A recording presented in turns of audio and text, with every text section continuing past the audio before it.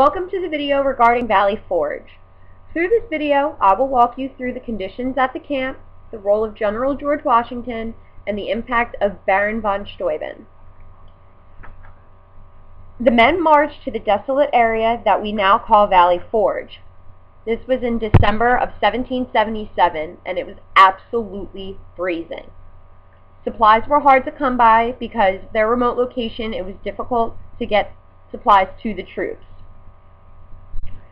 Because of their remote location, food, clothing, and building materials were scarce but vital to survival.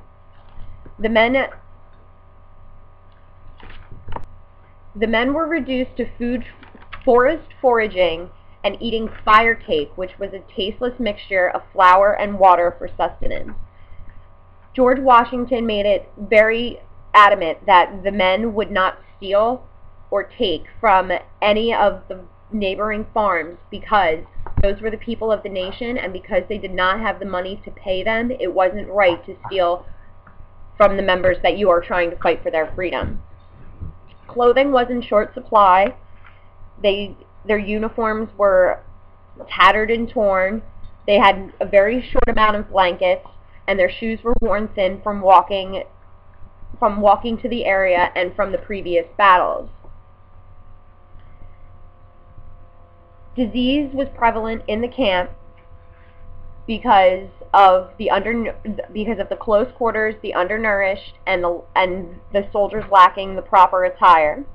Typhus, typhoid, dysentery, and pneumonia were prevalent throughout the camp. This killed as many as 2,000 men.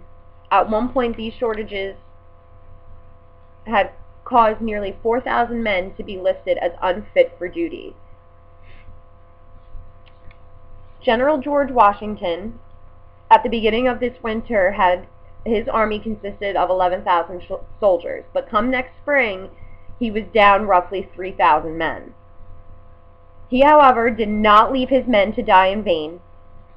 He stuck by their side through every trial and tribulation because he himself was no better just because he was a general.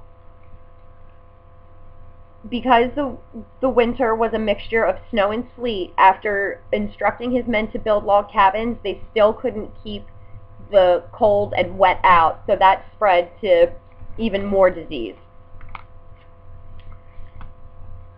George Washington was quoted as saying that unless some great and capital change suddenly takes place, this army must inevitably starve, dissolve, or disperse in order to obtain sustenance in the best manner they can. Basically, his army was going to die because of everything that they lacked, or that his army would have to break up and go elsewhere. George Washington, seeing the hell that his men were going through, had women and children come into the camp to help mend the uniforms, aid the sick, and provide emotional support in order to boost morale.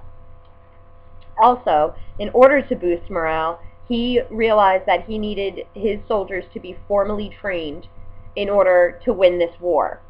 So, he was made aware of a Prussian drill master named Baron von Steuben.